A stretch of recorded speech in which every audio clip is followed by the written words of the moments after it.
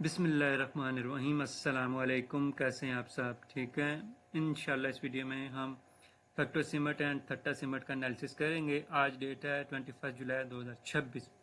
तो सबसे पहले जियो पोलिटिकल सिचुएशन के ऊपर बात कर लेते हैं कि जियो पोलिटिकल सिचुएशन में जो रिसेंट डेवलपमेंट है वो ये है कि पाकिस्तान एंड कतर, सऊदीया भी जो है तकरीबन पूरी पूरी कोशिश कर रहे हैं यूएस और ईरान के दरमियान जो है 10 दिन के लिए जो सीज़ फायर है उसको किया जाए, नाफिज किया जाए। उसके बाद जो एमओयू साइन हुआ था उसके ऊपर बैठ के बात की जाए, उसको कंटिन्यू करने की पूरी पूरी कोशिश की जाए, क्योंकि पूरे रीजन जो है ना मिडिल ईस्ट वाला वो सारा डिस्टर्ब हुआ है। अल्लाह करे कि ये मामला जो है ना जल्द अज जल्द सॉल्व हो, क्योंकि जो पेट्रोल एंड गैस की सिचुएशन है वो बहुत ज़्यादा डिस्टर्ब हो रही है। तो होपफुली सब कुछ बेटर होगा। तो इस वीडियो में इंशाल्लाह हम थट्टा सिमट को देखते हैं। सबसे पहले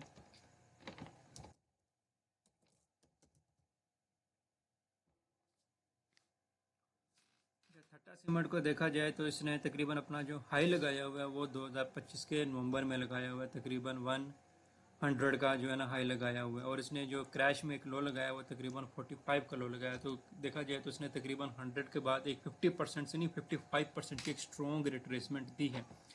तो जब मार्केट ऑलमोस्ट 50% रिट्रेसमेंट दे देती है तो उसके बाद जब मार्केट 25% तो एटलीस्ट रिकवर करती ही करती है। तो तकरीबन इसने भी ऐसे 75 तक गया, 25% इसने भी रिकवर किया।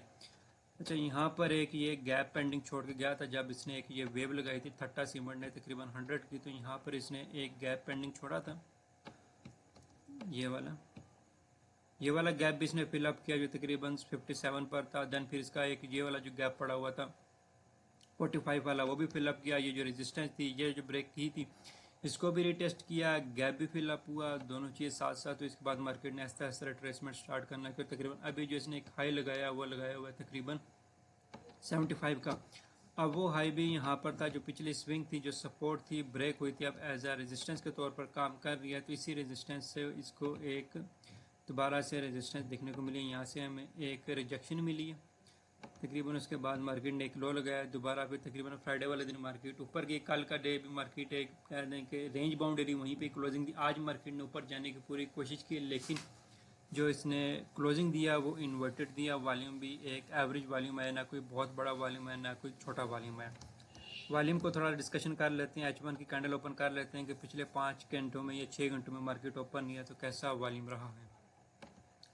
तो अगर यहाँ पे मार्केट ओपन हुई है बिल्कुल एक लो वॉल्यूम पर, अगली कैंडल एक एवरेज वॉल्यूम के साथ ऊपर बनी, फिर अगली कैंडल लो बनी, देन फिर एक ये थोड़ा सा बड़ा वॉल्यूम आया आज के डे का, देन फिर हमें क्लोजिंग देखने को मिली। उसके बाद मार्केट अगले 3 घंटे तक उसी जगह पर ही रही। तो वॉल्यूम भी कुछ खास नहीं है, ना बाइंग वाली साइड पर ना सेलिंग वाली साइड पर। तो अब यहाँ पर हमारे पास जो इम्पोर्टेंट चीज़ है उसमें देखने वाली वो ये है कि यहाँ पर इसने एक ये सपोर्ट ब्रेक, ये रेजिस्टेंस ब्रेक की थी, ठीक है। ये रेजिस्टेंस ब्रेक करने के बाद इसने वापस आके इसको टेस्ट नहीं किया था, रेजिस्टेंस टेस्टेड नहीं है। और दूसरा हमारे पास यहाँ पर एक गैप मौजूद है तकरीबन 60 के ऊपर। तो ये वाला जोन अब इस टाइम एक इम्पोर्टेंट जोन है जहाँ पर थट्टा सीमेंट वापस आकर रिटेस्ट कर सकता है। दूसरी चीज़, अगर हम इस स्विंग से लेकर इस स्विंग पर अगर फिबोनाची भी लगाते हैं तो 0.5 से नीचे वाला हमारे पास डिस्काउंटेड जोन आता है, वो स्टार्ट हो रहा है हमारे पास 63 से। हमारे पास जो फर्स्ट जोन है वो 0.618 वो भी हमारे पास इसी जोन पर आ रहा है जहाँ पर हमारे पास ये गैप है और पिछली जो रेजिस्टेंस है ब्रेक हुई हुई है वो टेस्टेड नहीं है, ठीक है। तो अब ये एज अ सपोर्ट इसको टेस्ट करने आएगी और ये वाला गैप भी फिलअप होने के काफ़ी ज़्यादा चांसेज है। तो थट्टा सीमेंट का जो हमारा पॉइंट ऑफ इंटरेस्ट है वो आ रहा है तकरीबन 61 के ऊपर, जो कि एक अच्छा पॉइंट ऑफ इंटरेस्ट है। यहाँ से कोई पोजीशन बनाई जा सकती है। अगेन ये कोई फाइनेंशियल एडवाइस नहीं है, ड्यू डिलिजेंस स्टडी लाजमी करे, देन फिर कोई अपनी पोजीशंस बनाए।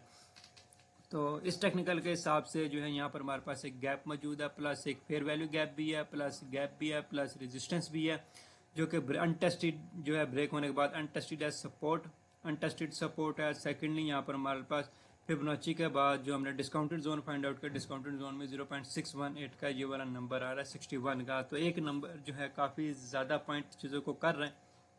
तो ये वाला जोन जो है हम इसको कंसिडर करेंगे, ये एक अच्छा जोन है जहाँ से हम थट्टा सीमेंट में पोजीशन बना सकते हैं, ठीक है। तो ये एक अच्छा जोन होगा पोजीशन बनाने के लिए थट्टा सीमेंट के लिए। यहाँ पर हमारे पास gap plus fair value gap है, गैप प्लस एफपीजी है, प्लस पिछली जो एसआर इंटरचेंज है, रेजिस्टेंस बिकम सपोर्ट। तो यहाँ पर हमारे पास डिस्काउंटेड जोन भी है, ठीक है। तो इस वजह से थट्टा सीमेंट का ये वाला जोन इम्पोर्टेंट है। तो इसके बाद नेक्स्ट सीमेंट देखते हैं फैक्टो सीमेंट को। फैक्टो सीमेंट की बात की जाए तो फैक्टो सीमेंट ने भी अपना जो हाई लगाया था वो ऑलमोस्ट नवंबर में लगाया, तकरीबन 190 ऑलमोस्ट 200 का जो है 195 का इसने एक हाई लगाया, और उसके बाद जो इसने लो लगाया तकरीबन 80 का जो है ना तकरीबन 70 का लो लगाया। इसने भी तकरीबन 60% की एक स्ट्रॉन्ग रिट्रेसमेंट दिखाई है, जिसके बाद एक्सपेक्टेड फिर बढ़ते 50% के बाद जैसे मैंने बताया चांसेस होते हैं कि मार्केट 25% रिट्रेस करेगी। तो यहाँ पर इसने एक स्ट्रॉन्ग जो है ना यहाँ पर ये जो सपोर्ट थी दोबारा से आकर इसी ऑर्डर फ्लो जोन से या इसी सपोर्ट वाले जोन से यहाँ से इसने मार्केट ने थोड़ी स्ट्रॉन्ग किस्म की सपोर्ट लिया, अपसाइड का मोमेंटम इसने यहाँ पर कंटिन्यू किया।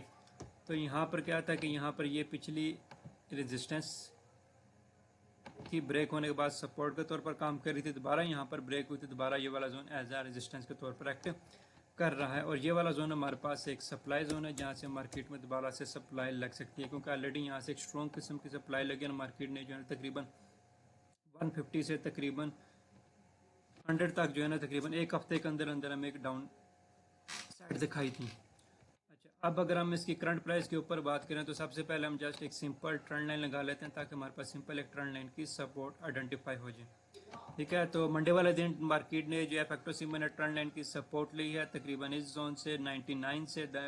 आज भी मार्केट थोड़ा सा ऊपर गई, देन फिर क्लोजिंग इसने वापस कोई ख़ास क्लोजिंग नहीं दिया। विक जो है ऊपर काफ़ी बड़ी है बॉडी की निस्बत। अगर बॉडी प्लस विक की बात करें तो जितनी बॉडी छोटी है उससे बड़ी विक है, तकरीबन क्या है 65% विक है, जो कि सेलिंग को शो कर रही है। 35% जो है ना वो बॉडी है, ठीक है। तो सेलर का प्रेशर हमें ज़्यादा नज़र आया ऊपर वाले साइड से। तो मार्केट में हमें जैसे थट्टा सीमेंट में जो इन्वर्टेड क्लोजिंग मिली, यहाँ पे पूरी इन्वर्टेड क्लोजिंग तो नहीं मिली, लेकिन एटलीस्ट हमें पे सेलर नज़र आ रहे हैं। सेलर ने कैंडल का जो 60% था वो सारा सेल वाली साइड पर विक के तौर पर बना दिया।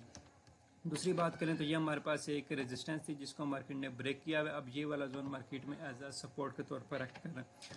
दूसरी चीज़ यहाँ पर अगर हम फिबोनाची लगाते हैं, फिबोनाची के लिए हमारे पास ये एक स्विंग है यहाँ से लेकर यहाँ तक, क्योंकि यहाँ पर हमारे पास ब्रेकअप स्ट्रक्चर हुआ है और स्विंग का लो ये है।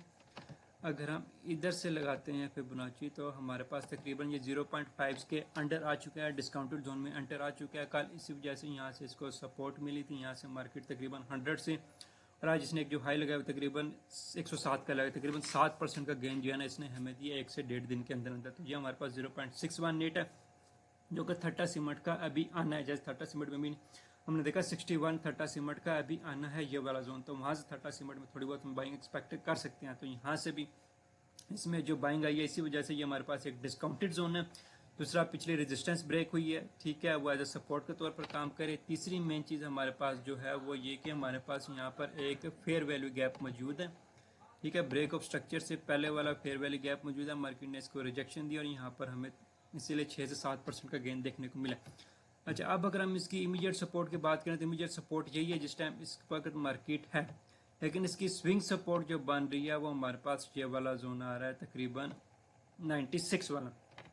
तो हम कंसिडर कर सकते हैं कि 96 से 100 तक का जो जोन है 97 से जो 100 तक का जो जोन है ये एक इंटरेस्टिंग जोन है इसकी पोजीशन बनाने के लिए फैक्टो सीमेंट की।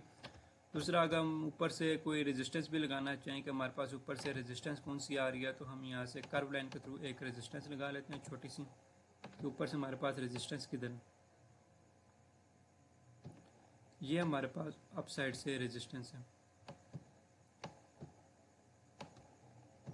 ठीक है। तो ये हमारे पास भी अप साइड की जो कर्व लाइन की रेजिस्टेंस है, सपोर्ट हमारे पास जो आ रही है, जो इसका कहते हैं बाइंग जोन हमारे पास कौन सा आ रहा है वो ये वाला जोन आ रहा है तकरीबन 97 से लेकर 100 वाला जोन जो ये हमारे पास बाइंग जोन है।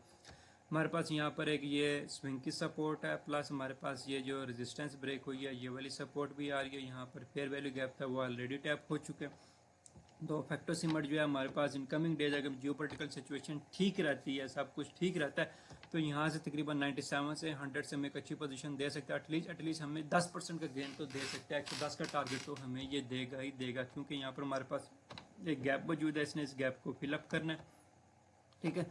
तो एटलीस्ट ये 10% का गेन हमें यहाँ से इजीली मिल जाएगा। ओवरऑल देखा जाए तो ये हमें तकरीबन इस जोन तक का हमें टारगेट दे सकता है 122-23 का, तो 20% का गेन हमें इजीली मिल सकता है इसमें से। लेकिन जियोपॉलिटिकल सिचुएशन का ठीक होना बहुत बहुत ज़्यादा ज़रूरी है। ठीक है, तो इस वीडियो में यही अपडेट देनी थट्टा सीमेंट की एंड फैक्टो सीमेंट की।